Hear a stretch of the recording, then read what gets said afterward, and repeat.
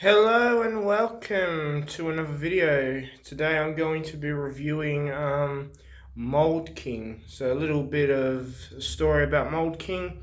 They're a Chinese Lego based company. They do Lego blocks, but they're at a discount price. So these are very much cheaper. Now I ordered I like bigger sets and shit, but this is just a small set just to give it a little bit of a test, because I've never ordered from these guys before. And yeah, I don't feel a box in here. As you can see, it's pretty skinny. I don't feel a box. There is a hardish mass around there. That might be the manual, I'm not too bloody sure. But yeah, I don't feel a box. I just feel individual bags. So I'm going to open it and see what the hell is in here.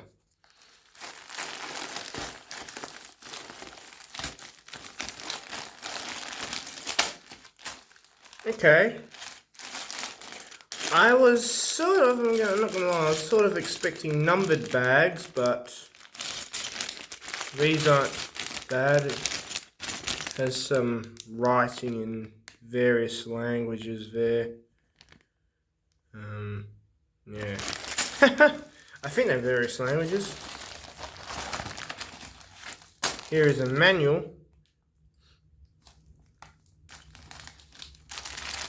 Oh, they are numbered bags. 1, 2.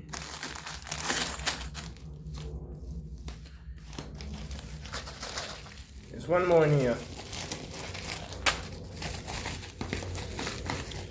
And that is it. There's nothing more in there. Okay, so I understand where these are coming from. They got like the 1, the 2, 3, 4, and Lego would usually, if there's any large parts, they just put them in a separate bag. Interesting. These aren't very large parts. You could fit them in any of these bags. So let's look at the instruction manuals. Well, manual.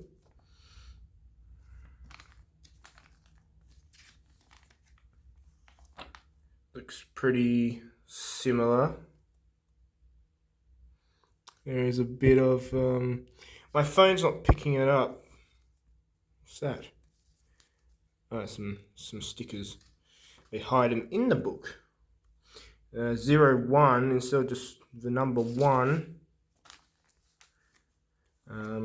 I don't feel a lot of people have a good look at the instructions, so yeah, that's what yeah, that was a big thing for me, because I've seen a few of these reviews online, and I just want to touch up on the places that that people miss in their videos. But yeah, it looks pretty detailed from what I can see. I'm obviously not going to build it all on camera, but if I see a thing that's fucked up or something, I will point it out, like an instruction that's fucked up or something like that. It doesn't seem to be that yeah. Also, did I say the Desert Eagle at the beginning? I think I did. I meant to say the Beretta, not the Desert Eagle. I am silly, but yeah. There's a Desert Eagle that looks similar to the Beretta, but yeah. I'm gonna start building, and I'm gonna have a look for myself through these instructions.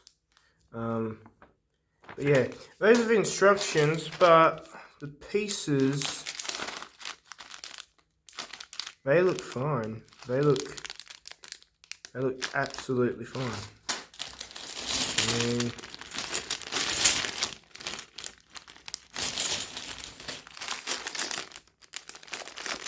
Now, I was looking at some videos and shit online on YouTube, of course, and yeah, some of the people were saying, oh, some of the pieces are a bit hard to clip together. Some of them just loosely fit in and can fall out. And I'm going to obviously maybe not put that to the test here because it's only one product that I'm testing, but I am going to, you know, have a good bloody look at it and see for myself, and if there's any other shit or discrepancies that haven't been listed, I'll definitely have a look for myself.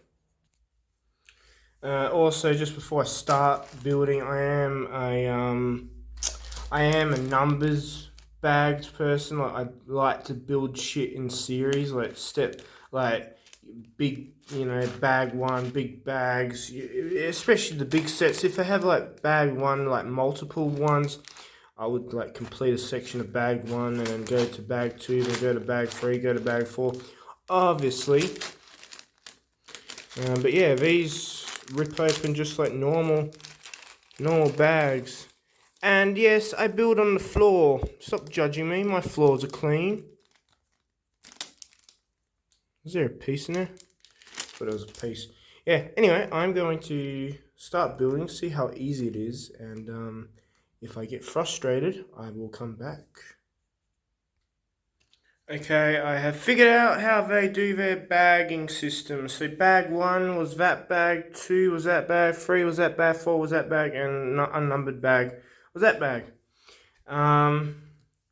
So obviously they do it in ascending to size. So one has the smallest, two's a bit bigger, three. So you know, one tiny little pieces, two have like blue Technic pins and bit bigger tiles. Three, you've got, you know, rods and you know, 1x4s and shit like that. And then two, you have like 1x8s, 2x4s, shit like that. And then the unnumbered bags or the other miscellaneous stuff. So yeah. Also, it's a good time to tell you the price of this was. Oh, I ordered it about a month ago now. I mean, it's been sitting here for a week. I've just had to get a new tripod. Now I've got a new tripod. It's all good and I can film. I think it cost $39.99 or $20. I don't know. It cost like $14 to ship. So I think it was like $29.99, and I was like, fuck yeah, that's cheap. And that's why I bought it. But the thing was, shipping cost another $14. So it ended up costing almost $50 for this. It's too early to say whether it's worth it or whether I recommend it because I've just started it. But I think it said it had like almost like 300 pieces ish in it. So yeah, and yeah, so the piece count was good, and I was like, well, that's cheap and it's a small set. I can give it a good go. I can test it and make a video on it, and that's what I'm doing. The first biggest difference is these pieces. Now, I don't know how well you can see that, but they have little cutouts near the ends of those pieces. I don't know if you can see that shit, but see how it has a little groove in there. My fingernails are long and disgusting, but a little groove here and here on each of those ends. Those pieces in Lego are usually red, they're not black. So yeah, that's the first difference I have noticed. Yeah, this camera is shit. Sorry. Oh no, it focused there.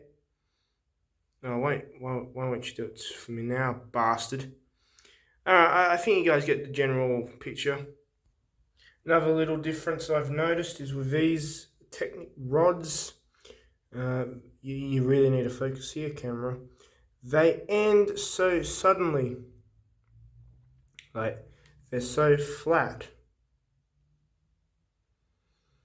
It's not going to focus, isn't it? Yeah, they're so flat. Usually, Lego's ones have a bit of roundness to them. Oh, for fuck's sake, this camera is really starting to piss me off. Yeah, usually Legos have some roundness to them. These ones are completely friggin' flat. Yeah, okay, I'm going to get a different camera now. Okay, I've just completed the first page, these first 4 steps, and that's what we've got so far. And you might be going, oh, why are you stopping this early? there are a few things I want to point out before I go any further. These blue Technic pins, the long ones, these ones in question, they are fucking hard to push in. I'll tell you that now. Some of them sort of go in easy as, you know, easy as quite easy. Some of them, oh fuck, they were busting my fingers up really hard there to get these friggin' pins in. These grey ones, they're easy. The cream ones, the beige ones, they're easy. And they're pretty much Lego standards. They have some rolly action. You can hear that. Yeah, you might be able to hear that. But yeah, the blue ones, oh, for fuck's sake, they're hard. I don't know how I'm gonna go building the rest. Yeah. So yeah. And just another little thing when I'm building. That's where I'm up to right now. Starting to get there. Just another little thing in the instructions, because there are quite a lot of pieces for each step. Yeah, even smaller steps. That one's not too bad, 3 pieces on 20. But when we're going to build a little subsection of it, look at that. 6 pieces, another 6, 4, that's not too bad. 2, yeah, that's not too bad, but another like 6 there, 6, 4. And then, yeah, but they're obviously the side rails, but still, you know, you understand. Look at that. I mean, yeah, they like to do that stuff here a lot. Build it in little tiny mini steps, I guess. Didn't tell you the total piece, total steps. There is 48. So 47 is the final building. 48 is just like put shit in the barrel. And then for pages, actually, there's only 29 pages. Which, yeah, quite a skinny book. But still, that is 29 pages for quite a sophisticated build. Yeah. Okay, the Beretta is finally done. And I think this is actually a very good build for the price, for the quality. I've stuck these stickers on, that's why that one might be a little bit crooked. I've suck at putting stickers on. It actually has a multitude of moving parts. The hammer at the back moves a little bit. When you pull the trigger, the whole slide moves down, which is pretty cool. It has a removable clip that holds a few 4 extra bullets, and that pops in very easily. I say that and then I can't get it back in. But yeah, very easily. And when it fires shit, because it's got such a high tension behind that. Hang on, let me just move the tripod up a bit. It's got like insights and shit like that. It's pretty good, you know, for yeah, it gives the feeling of a semi-automatic pistol. And but there is a con, okay? Here, I mean, that's not really a con. That's just because Mould King actually use steel springs inside their little blaster launcher things, rather than Lego. I'm pretty sure uses plastic springs or some shit.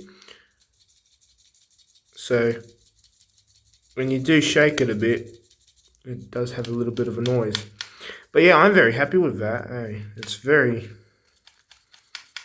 very good. Gives a thing of realism. Even though the clip doesn't self-feed into the barrel, that's a bit of a downside, but it's not super bad. It's not super bad.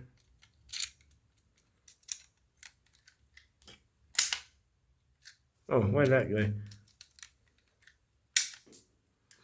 But yeah, it is what it is, and it's pretty good that it functions this well. I'm not expecting a high fire power rate that'll blow the wall off a house or whatever.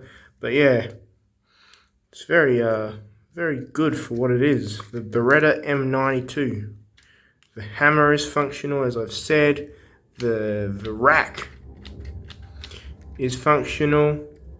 The clip is functional. The trigger is functional. That's the rack. And I think the hammer just fell out. Oops. Oh well. I was too rough with it. And then the clip comes out like that. And then alternately slides back in. Like that. Yeah. But we'll go fix this hammer. That's what the hammer assembly is. Yeah. And that just slides in there. Just to the top piece. Oh well, I'll put it back later, but yeah. That I'm too rough with these things. It does feel kind of sturdy in the hand. There are some softish points, like when I was putting the barrel, the main assembly on. There's two side pieces. The right side and the left side, they just wanted to keep popping off because there's so much tension in the main arm of the gun. But yeah, that is pretty much it. Anyways, hope you're liking this review of the Beretta M92. And build time, well, it took me, I'm pretty fast, but you know, there were some times I was struggling on it because this is a bit different from Lego. And the steps are a bit more advanced. There's the hammer actually. So yeah, that slides on. Anyway, I might pull the back off and if I can put it back on. But yeah, that's the Mould King Beretta M92. The model number is 3608. And yeah, it's cool. It's good.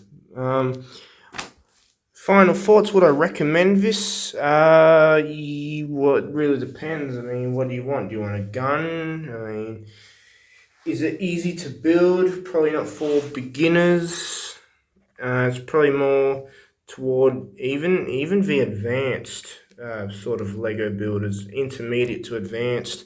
Even though it's not very big or very complicated, the steps are quite sophisticating. They're quite sophisticated, quite up there. But yeah, I like the amount of realism in this because you probably wouldn't get that sort of thing off a Lego product. There are parts that are a bit hard to push together and hard to be completely even, but a little bit of persuasion, a little bit of hard pressing can get them into there, no bloody problem. So yeah. Anyways, guys, I think that's going to leave it because I think I've done everything I've set out to do. I've given you a good look at the manual. Hopefully that's good enough. I've given you a good look at the final product, the building steps even. And yeah, I hope you enjoy this video. And we'll see you in the next one.